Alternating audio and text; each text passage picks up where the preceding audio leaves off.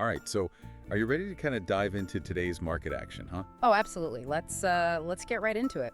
It is Tuesday, October 22nd, 2024, and man, things are not boring, are they? Not at all. Not at all.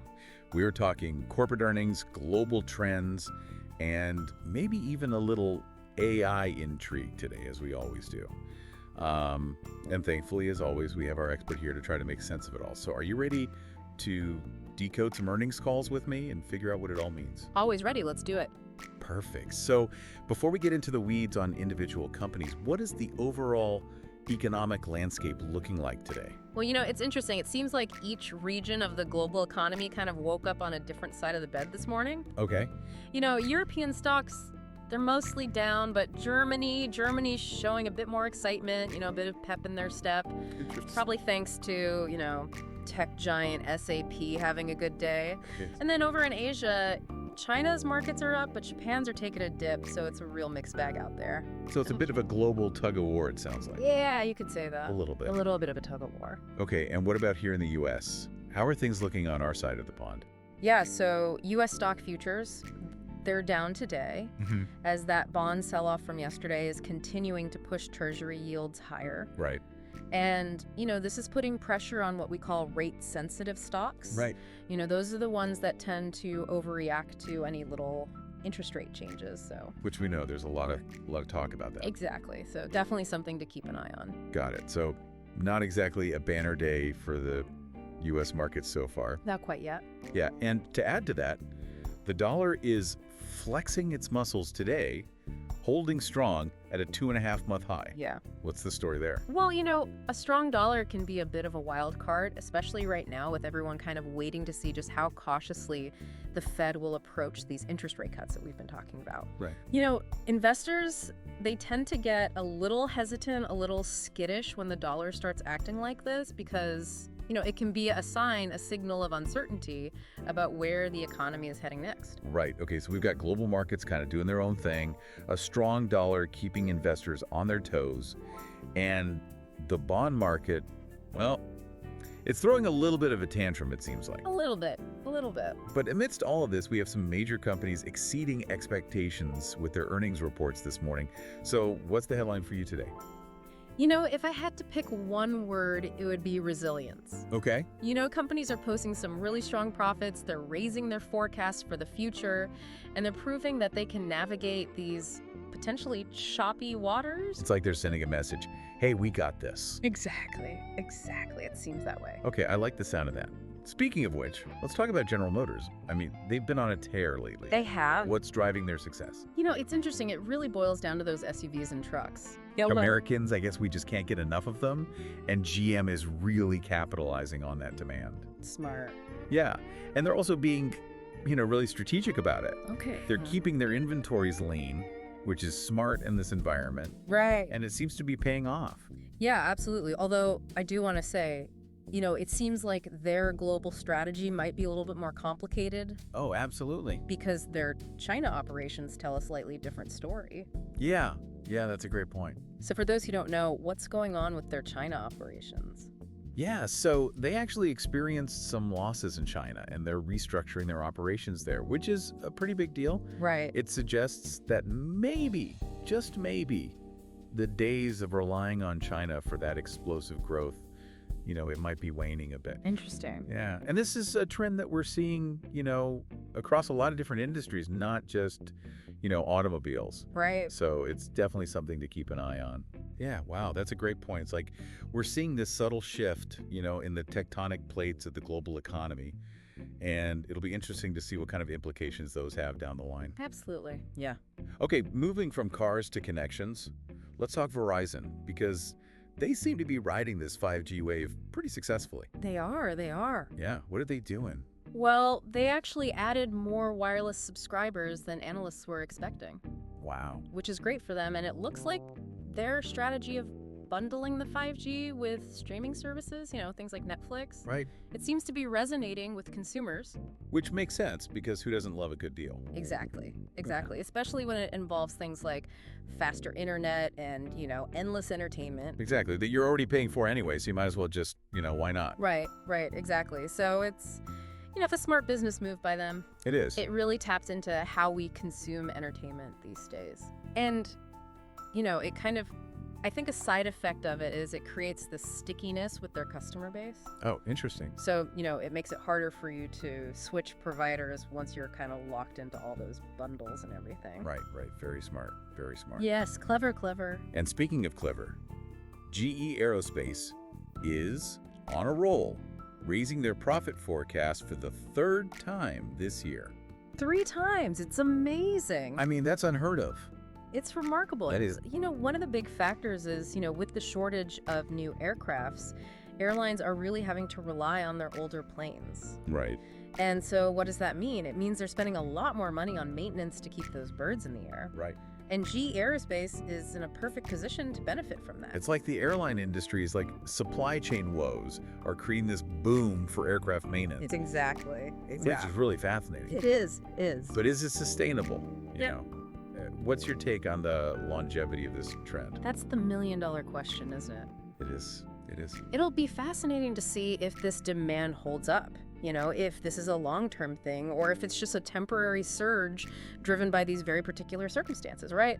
All right. And, we also have to think about the supply chain disruptions and labor shortages that are impacting the airline industry as a whole. Right. Those could easily trickle down and end up impacting GE Aerospace down the line. Right. Okay, so it's definitely a trend to watch.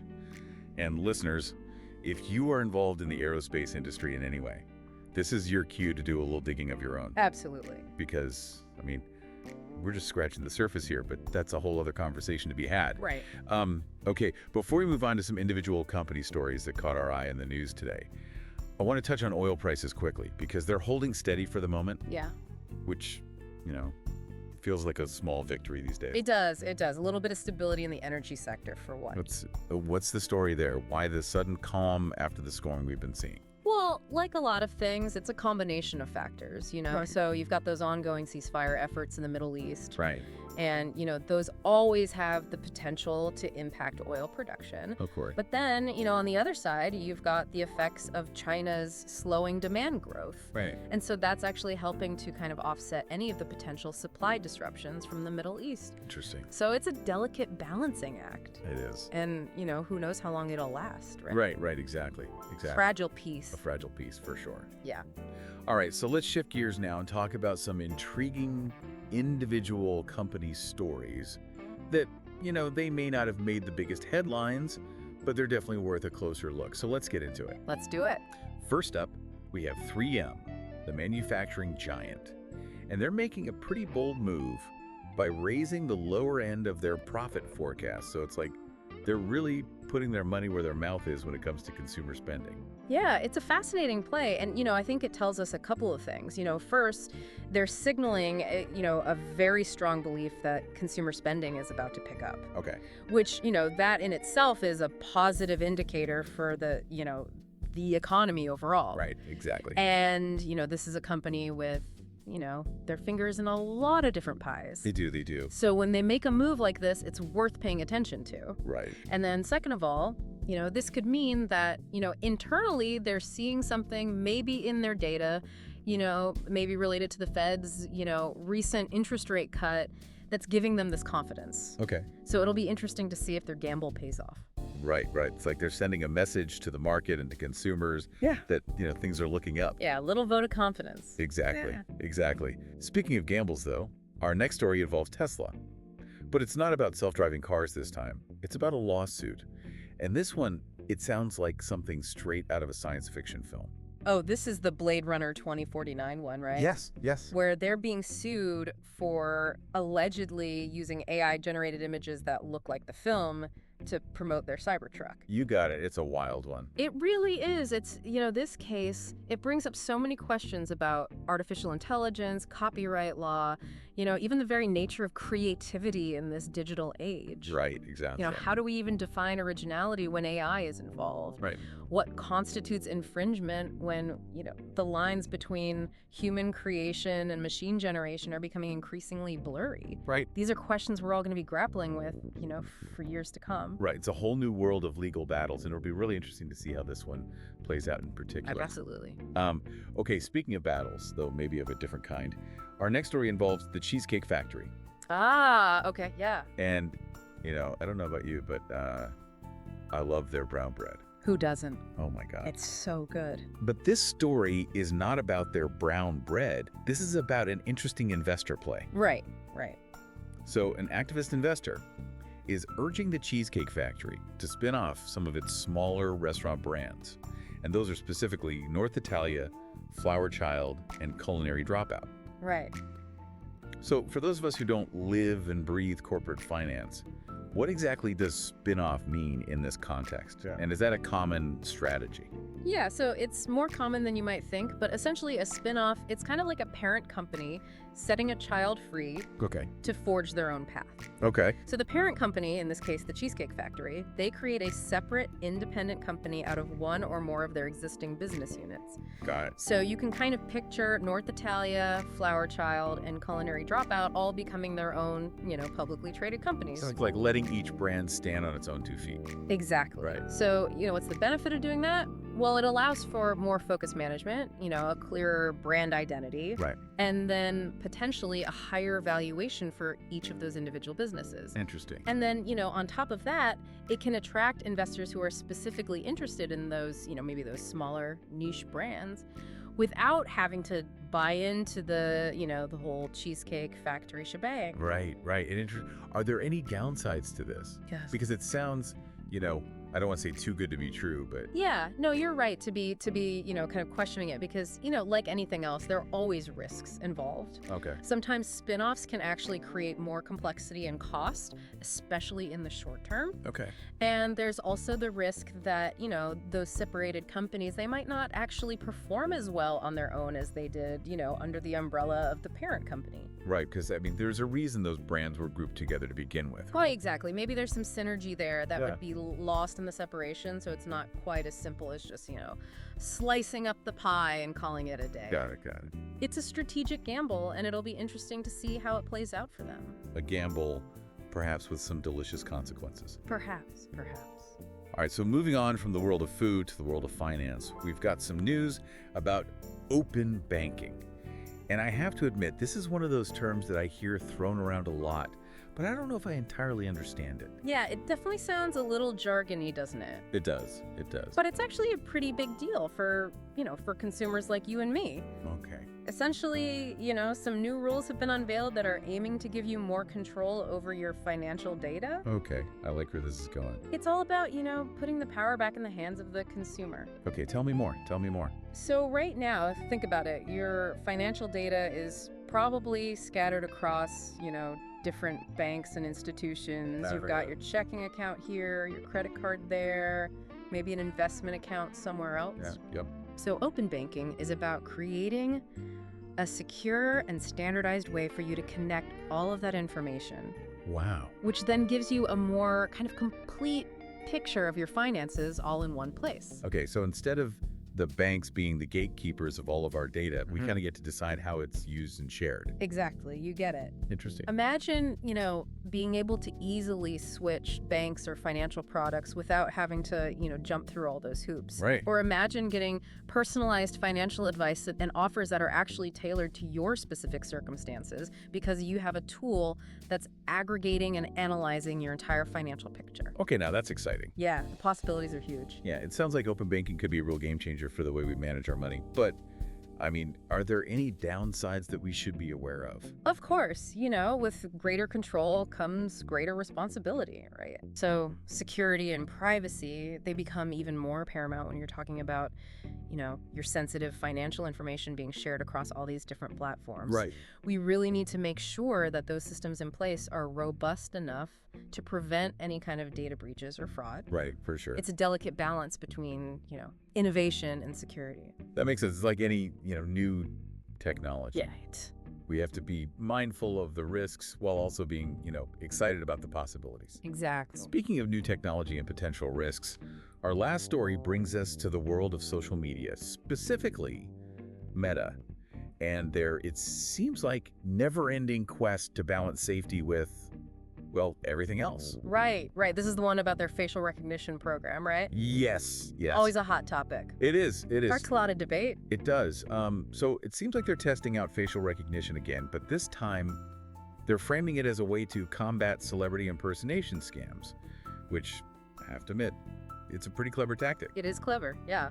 They're piloting a program that uses facial recognition to try to identify and block any scam advertisements that are using unauthorized images of celebrities. Okay. So basically, they're trying to create this, this digital bouncer that keeps the imposters out of the club. I see what they're doing, yeah. So on the one hand, it's understandable, they want to protect people from scams, which, scams are sophisticated Oh, absolutely. and damaging, and, they can really hurt people. For sure. But then on the other hand, there's that persistent concern, privacy concerns Right. that we always bump up against with facial recognition technology. It's that classic dilemma, isn't it? It is. Of the age of technology. It really is. How do we balance these potential benefits? So in this case, increased security, combating scams. Right. But then we have to weigh that against, the potential risks to our privacy and our autonomy. It's a tough one. It's a question that all of us are having to grapple with more and more as these technologies become more prevalent in our everyday lives. It's a tough one. I mean, I hate scams as much as the next person, but, the idea of my face being scanned and analyzed like that, even for a good cause, it makes me a little uneasy. Yeah. But where does it end? I hear you. I understand that, and I think it's a very personal decision. Right. And there's no right or wrong answer. Right. The important thing is that we're having these conversations. Yeah. That we're weighing the pros and cons, and that we're making informed choices about, the technologies that we allow into our lives. Absolutely. It's about finding that sweet spot between embracing, the innovation and then safeguarding our values at the same time. Couldn't have said it better myself. It really does make you think, are we giving up a little bit of our digital freedom every time we opt into, a new safety feature or a new convenience? It's a valid question. I don't think there are any easy answers when it comes to that. But, this whole conversation kind of reminds me of something else we saw in the news today. Honda issuing that massive recall. Oh, right. Over 700,000 vehicles. Yeah. Because of those potential fuel pump issues. Yeah, that's not exactly a drop in the bucket. No, not at all. And, while it's obviously a specific issue for Honda to address, I think it highlights the complexities of, global manufacturing these days. Yeah. Think about it, supply chain disruptions. You've got quality control. You've got this constant pressure to innovate at lightning speed. Right. I mean, these are challenges that companies across all industries are facing. Yeah, it's a good reminder that behind all these, earnings reports and stock market figures, Yeah. there are real products and real people being impacted by these decisions. Absolutely. It's easy to get caught up in the numbers, but at the end of the day, business is about people. Couldn't agree more. Well, I think we've covered a lot of ground today. From corporate profits to AI lawsuits to the future of banking. I mean, we even touched on the ethics of facial recognition and the complexities of global manufacturing. So It's a lot to process. it's a lot. It really is. It's enough to make your head spin. It is, but that's what makes it so fascinating, right? It does. I mean, the economy, it's this living, breathing thing. It's constantly evolving, always full of surprises. That's a great way to put it. It really is. So for our listeners who might be feeling a little overwhelmed by all of this information, and honestly, I don't blame you, what's one key takeaway that you would like them to remember from today's deep dive? Ooh, that's a good question. I think what I find particularly noteworthy is this contrast that we're seeing between, the resilience of certain companies, like the ones exceeding their earnings expectations, embracing innovation, Right. and then this underlying uncertainty in the broader economic landscape, It's this push and pull, this tug of war between these positive indicators and then these potential headwinds. A financial tug of war. Ex- I love it. And it'll be fascinating to see which side gains the upper hand in the coming months. Won't it? It really will. All right. Well, on that note, I think it's time for us to sign off for today. Sounds good. But listeners, don't just take our word for it. If any of the stories that we discussed today piqued your interest, maybe you're curious about open banking or you want to, kind of go down the rabbit hole of AI ethics, I encourage you to do your own research. Yes. Read those corporate earnings reports, explore those tech trends, and stay informed, stay engaged, because these are the forces that are shaping our world. Knowledge is power. Couldn't have said it better myself. Until next time, happy exploring. See you later.